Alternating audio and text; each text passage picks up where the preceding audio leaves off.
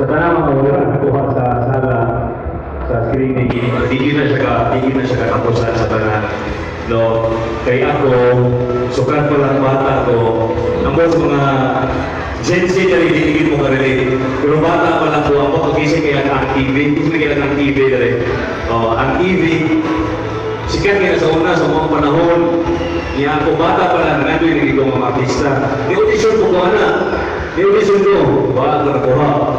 O niya, PBB Season 2, trivia na lahat.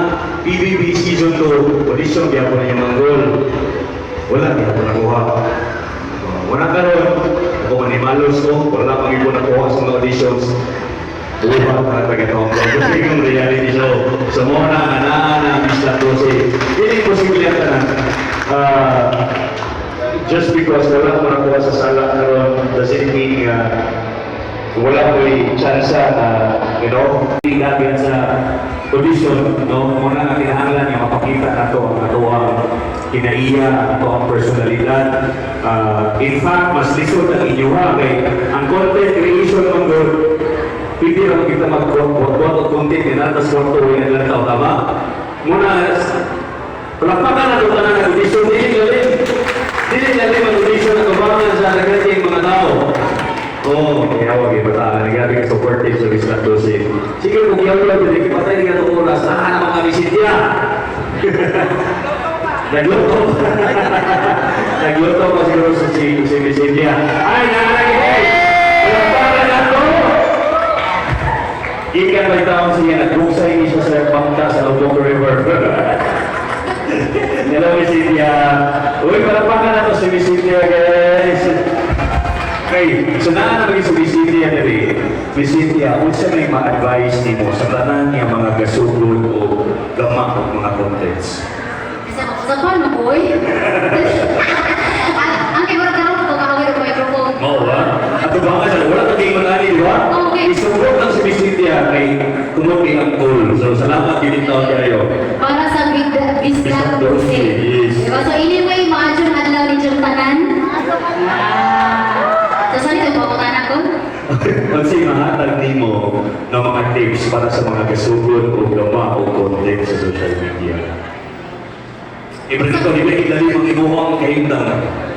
Actually, when I first started yun as a content creator, wako kayo nga mahimo dyan kong content creator. Ay, kaya ka, usap ka sa stage, usap ka sa wapa, sige, go sa Cynthia. So, way back 2020 or pandemic, siyempre, ako yung hinaw, so nag-video ko sa TikTok, nag-video ko sa avocado, avocado, lumpia, so video-video lang yun, kaya na lagi, boring kayo ang live ba. And then, ako gibutan ng voice over. So, yung kalit na lang nga, nasikat siya, and then na-discover na mo nga, pwede naman na ito rin, no? Ana. So, ako katong momentum nga na-reach na mo, nga giganahan sila ng sa akong video, sa awang tingog, nga naway ko may istorya. So, gipadayon na to siya. Until nga, nag-goal ko nga, kinang na to, kasuwag ko sa akong papel. And actually, very helpful dyan nga, magsuwag dyan mo sa papel, if naa mo yung goal or specific goal nga gusto i-reach. So, ato, wag ko nag-abot ko 10,000 followers sa TikTok. At the end of this week, gusto ko mga 10,000 followers. At the end of this month, gusto ko mga 20,000 followers. Like, nandiyan na siya, ako ni 50,000 followers, 100,000 followers, and then ano ko sa pagalingon o, dili ko mga 100,000 sa YouTube if dili ko maka-reach o million sa TikTok. Kaya not all people sa TikTok mudong sa YouTube.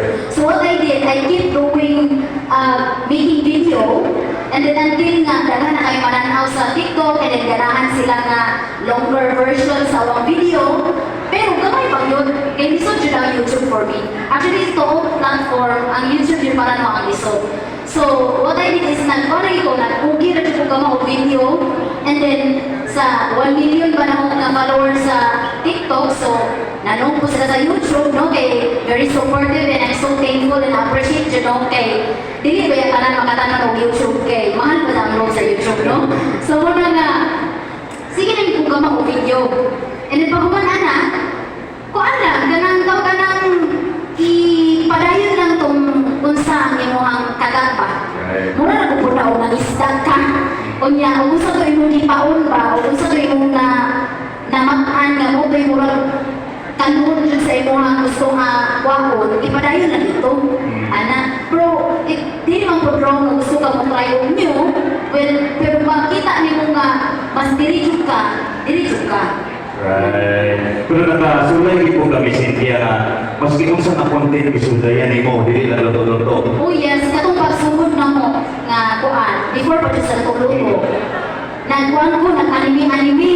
Di ba na nagkaambak-ambak na mga nag-anime tumbling na, nagsayaw-sayaw, nag-dubbing at itong tuloy ko sa nga. Bigyan ng maraming option. Okay. Option. May na. Wag, magsimulay. Bisa kung sa akon.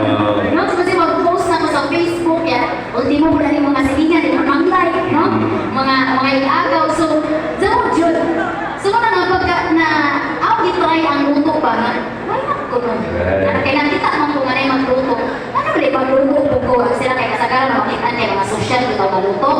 Na ng mga indot kayo, mga gamit na naman yung magluto ko, taparan na bulingon, di ba? Eh, siyempre bulingon, mga taparan, mga tayo choice. So, kasi ilan ko, na okay na po, di ganahan na po ng mga tao na Maumili kong para sa iyo mga okay So, kaya kasi kung tampling-tampling. kung sige din ang tao, di yun. So, muna ko masapot sa inyo kaganihan na kasagaran ng mga nisikat ng mga content creators, kanina na idol ninyo, niagi din sila maski unsa ang content na ilang ibuhat. Handot na tuha ko nila ilang tama ang timpla. Muna nga sa Bistak 12 ka challenges na natubakan sa mga aspirants. Kaya dito na ito makita kung ahagib sila o kung kaya ba nila ang atong 12 ka buong na challenges. No, aron mahimo nga Bisdak online superstar nga makatao og pila 250,000 pesos. Tako na tayo na nataba para magsugod niya sa content creator. Palakpakan nato si Miss Cynthia. Padayon na itong supportahan si Miss Cynthia o may ganun pa siyang pabutay nga projects. All na lang natin na yan ang Miss Cynthia. Sige, salamat Miss Cynthia. Hindi kita mag-selfie na na, okay na? So,